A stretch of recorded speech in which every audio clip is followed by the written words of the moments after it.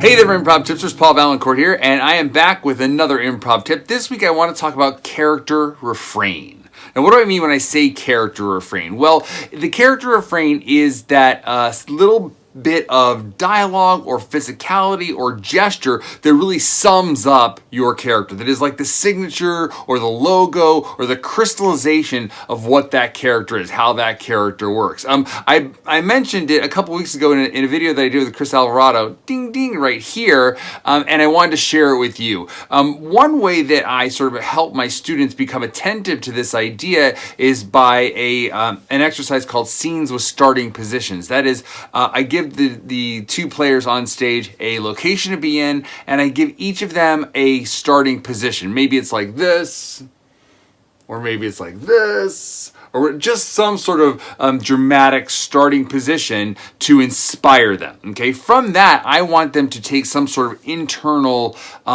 character clues from, and sort of have that physical thing inform their character, and then they sort of go from there, right? And so a lot of times we'll see that the character is very specific, where a lot of times in a regular improv scene without this initial sort of goose at the top, the character may be a little bit general, right? And so as the scene progresses, if the players start to generalize their character, I'll say, remember your starting position, and then they will cycle back through it, and it'll sort of like re-energize and sharpen up their character and get them back on track of that initial sort of discovery that they made. Now in acting, there's a very similar technique called the psychological gesture, and it's basically that exact same thing, that gesture, that physicality that sums up, that is like the emblem of that character. And this is from Michael Chekhov. And I think it's so interesting that we have this same technique in improv, and we can really use it in the same way that these trained actors, because as I've been saying a lot lately, improvisers are actors, and we should use the tools of acting, you know. And so psychological gesture and this character refrain are very helpful in a scene, because it helps you keep coming back to your character, and we understand that thing. And so how do we use it? How do we find it in a scene? Well, I don't think that we usually generally generate it on purpose, because I think when we do that, when I've seen people do it, or when I've done it myself, I know that it seems sort of forced, and it seems like a catchphrase or a trick or whatever.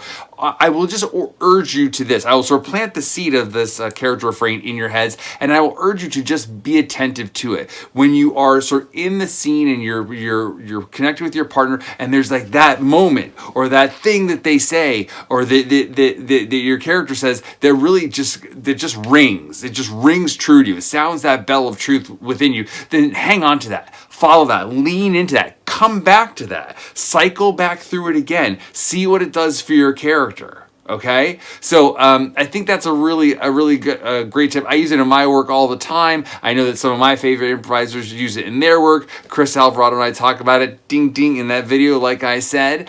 So please check it out. Leave me a comment down below. Let me know if you use this in your work already, or if you try it out, see how it works for you. Let me know the results. I'm really interested to know if it works for you guys and how it works, and like that. Okay, I will see you next week. Thanks.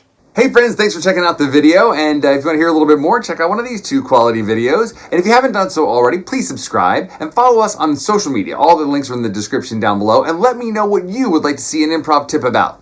Thanks for watching.